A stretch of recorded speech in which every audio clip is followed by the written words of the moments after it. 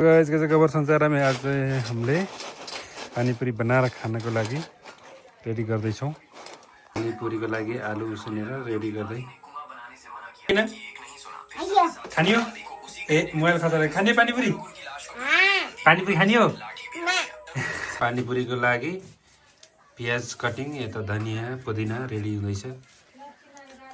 यता चाहिँ पानीपुरी तल्दै यसरी तल्ने यता चाहिँ यत्रो ठुल्ठुलो भएर बसेको चाहिँ पकरेर खानलाई कोही फुल्ने कोही नफुल्ने भएको छ। टन्नै जति पनि हुन्छ। यो चाहिँ इमिली पानी। अब यसमा चाहिँ थोरै धनिया अनि पुदिना लसुन टमाटर मिक्स गरेर पिसेको चाहिँ मसला छ। अब यसलाई चाहिँ मिक्स गर्ने।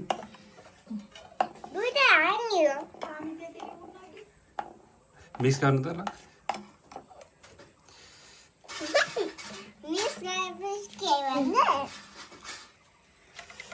मिक्स गरेर त्यसलाई हलाउनु पर्छ। पानी हालिदिएर यसमा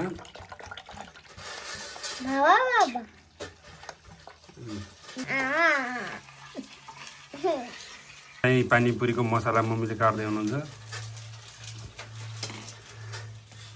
पानीपुरीको मसला राखेर फेरि त्यसलाई मिक्स गर्नुपर्ने हुन्छ। छोरो पानीपुरी खाने हो त हेर त। पानीपुरी खाने नखाने?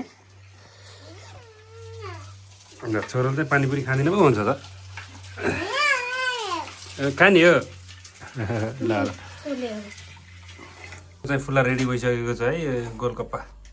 अझै अमिलो थप्दै अमिलो कम्ती भएको भएर गाउँले अमिलो। यो चाहिँ आँपको धुलो है। खास गरेर आँपको धुलो हाल्दैन छु म यसमा, किनभने अर्को चुप अमिलो हाल्ने हो भने बिमारी एसिडिटी हुन्छ भनेर।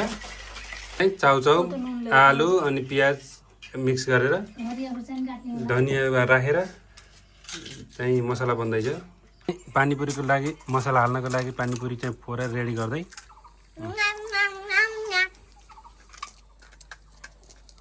बरु हाम्रो त अङ्कल लक्ष्मणको अङ्कलहरूलाई दिए ल भाइ। बाबा कस्तो भएको छ बबाल? छोरीले चाहिँ त्यतिको पानीपुरी खाएको मात्रै मिठो छ एकदम मिठो। खाँदा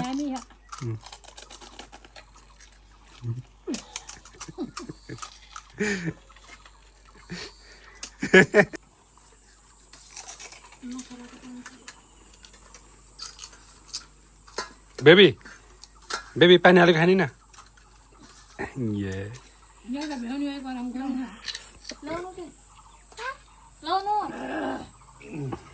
ल मेरो पनि आयो है। यसो चाहिँ पानी हालेर खाने।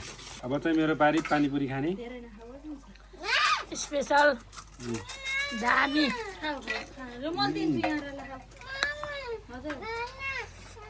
बबाल पिरो भयो पिरो मिठो भयो। सादी ल ल म चिनिएको छु त्यो केटालाई। कटहरेको 84 वालिङबाट मफसित आएको त बसमा।